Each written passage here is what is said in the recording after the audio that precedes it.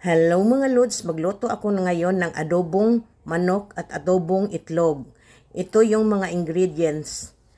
May sukang puti, soy sauce, laurel, peppercorn, ground black pepper, spring onion, red chili, bell pepper, garlic, red onion, egg, and chicken.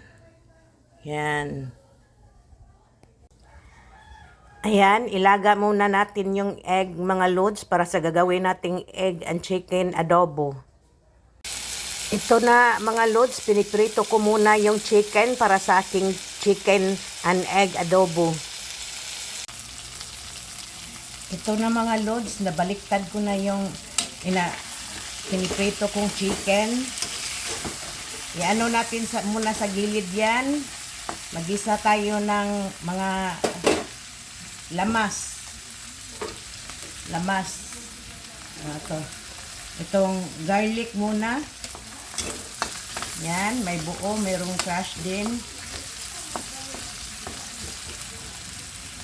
Itong red onion.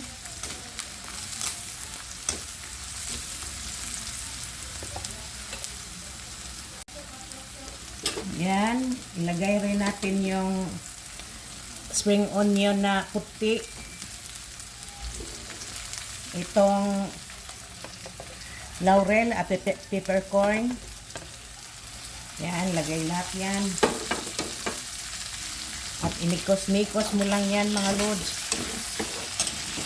Oh, bango na. Yan, nakamikos-mikos na yan mga lods. Halo-halo. Lagyan ng soy sauce.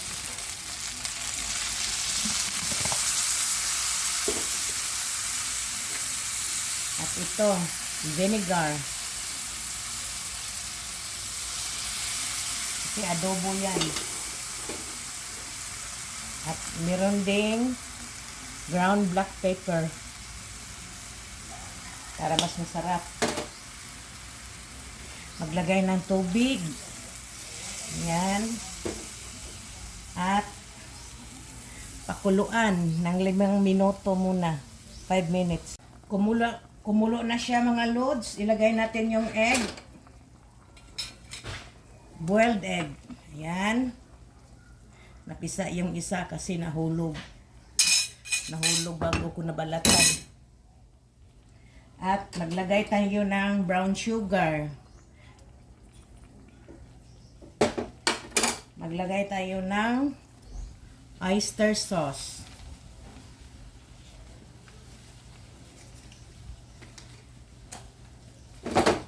Ito, magic sarap.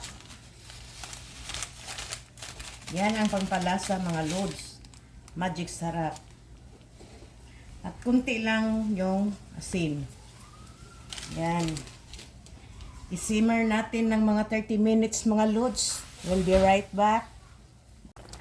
After 20 minutes ng pag-simmer mga loads, maglagay na ako ng green onion or spring onion, yung sibuyas, dahon, at saka itong bell pepper, at itong chili.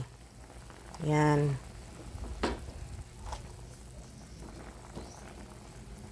At pakuluan na naman natin, antayin natin ng mga 10 minutes.